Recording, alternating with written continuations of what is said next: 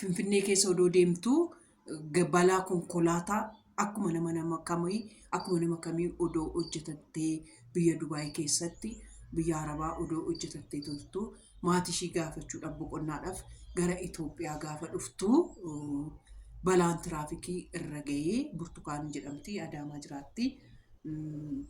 Qaama ishii kanaa gadi waaqayyo namatti hin ergin dhugaa. Yeroo booda sukkoo qaama qirroo ta'uun hin dhufa ijoollee. Kanaaf ishiin amma manni irratti diigamee bakka koriidariin ni beektu kaa hunduma bakka biyyuma hundumaa diigamaa jira.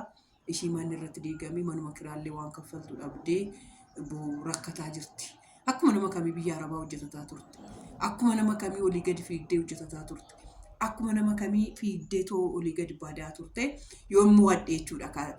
Yaa dorgommii irra jiran ni beektu dorgommii TikTokii 50,000 nama ijoollee 42 faanan dorgomaa ijoollee 42 keessan chaalenjii sama 50,000dha.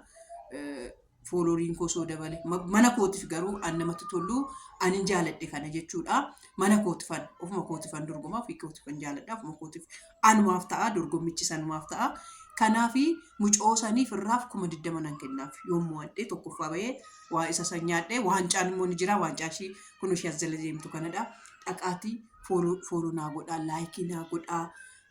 Akkanan immoo wadhu namoota gurguddaa biraan naagaa boota akkanaaf godhan akka laayik naa godhan viidiyoon laayikii godhanii amma dhumaatti jechuudha. Akkuma yuutuubii appilikeeshinii qophaa'e beektu liinkii irratti hangashi liinkiin sun daawwattoonni eebbaaf daqiiqaa meeqa eebbaaf dhaggeeffatanii daqiiqaa meeqaaf eebbaa bira dhaabbatanii gurra sii kennanii dhaggeeffatanii isa jedhu isas hin calala.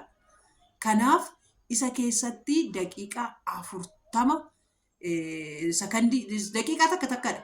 Viidiyoo daqiiqaa takkadha daqiiqaa 10 naa kennitu jechuudha. Daqiiqaa 10 viidiyoo 30 fe'eera har'a guyyaa sadaffaa kooti daqiiqaa 30 naa kennitu jechuudha.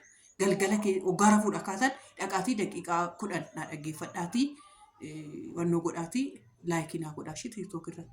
Ishee wuchoochi ishee tole jedhaa kaa na kanaaf haadha keessan caccabduu keessan jaartii keessan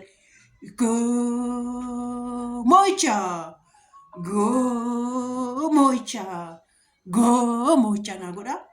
Viidicha sidii godheen akkaataa dorgommii koo keessa oolu maalan keessa oolu fideen asitti isinii fe'aa laayikii godhaa.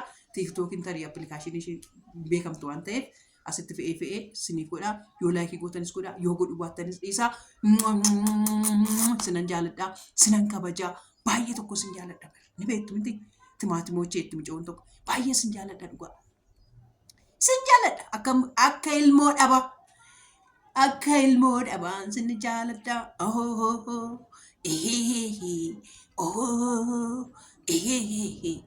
Yeroon geessee.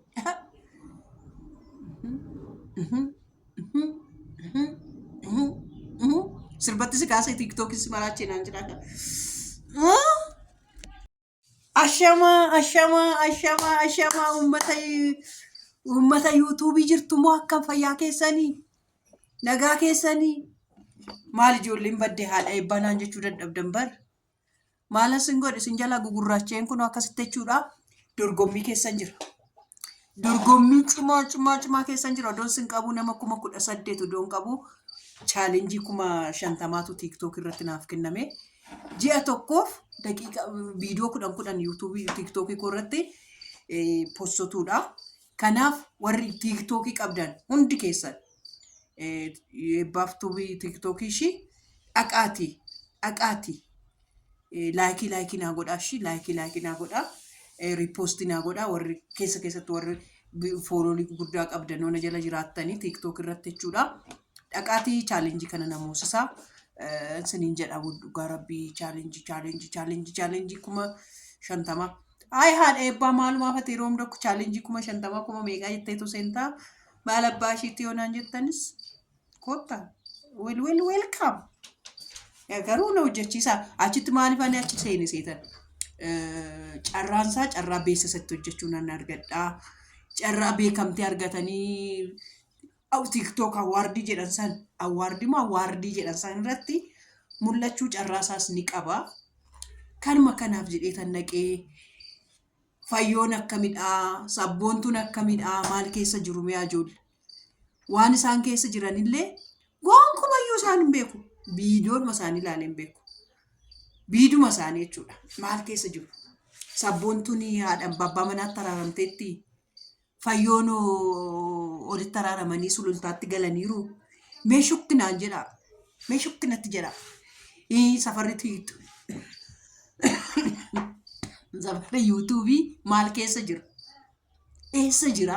Mee akkam jira? Akkam nama godhaa jira? Ani maali koo suusinatti taatanii sinan barbaada garuu viidiyoo jechuudha. Viidiyoon isa daqiiqaa 10 viidiyoo 10 achirratti hojjedhu afaan Amaariffaatiin nan hojjedha. Olitti diitii godhadhee asittoon fideetoo fe'adhee laayikii naa gootu. Mee koomisiif goonaa haadha eebbaa warri naan jettan asitti isas viidiyicha diitii godhiitoo afaan Amaariffichumaa asitti upload godhii laayikii sii goonaa warri jettan lakkoofsa tokko. Warri siin goonu jettan lakkoofsa 2 naaf godhaa. Ishii babbareedduu takoo qaqqaalota koo kunoo akkasitti sin jalaa huqqadhee akkasitti sin jalaa gurraacha'ee safara tiiktookiin oolaa. Mandara tiiktookiin oolaa. Garee guruppii keessatti warroota nama meeqa afaanan dorgoma seetan fooloriin koo 100 galuu qaba. Fooloriin koo 100 galuu qaba. Viyuun koo dabaluu qaba. Amma 32 gaheera. Koongiraanaan jira. 32 galeera. Hoggaan isaanitti dhaqeetoo makamu 14,000 ta'een naqe. 14,000 ta'ee dhaqeetan 32 galee. Oroo beektu miti oroo mucattii ishii warra Dubaayii ishii daalattiisan haadha eebbuu maqaa kootti jijjiiritii akkaawuntii isa kanaatti siifan kenna isa kana fudhadhu naan dhiikoon jedhe maafan fudhadha jalaa baruma baraanan jalaa ishii kassaarsa ishii kana durallee naaf kennitee tokkuma 50 isaa suuqiidhaaf kassareetoo kaffale san suuqiidhaa kassareetoo kaffale sanii. Ammasii kana fudhadhuuti chaalenjicha mo'adhu itti lakkiin jedhe. Isinumti koottaati tiiktookiin makosuma dhugaa naaf galchaa. Kuma yoo xiqqaate amma guyyaa meeqa irra seetan guyyaa ji'a tokko fanni chaalenjii ji'a tokko naaf kenname. Chaalenjii ji'a tokko kana keessatti yoo mo'adhe jechuudha. Yoo mo'adhe garuu namaafan gimmaasha isaa namaafan kenna dhugaa rabbii mucayyoo qaama konkolaataa balaan Dubaayii dhuftee odoo magaalaa Finfinnee keessa deemtu shamarree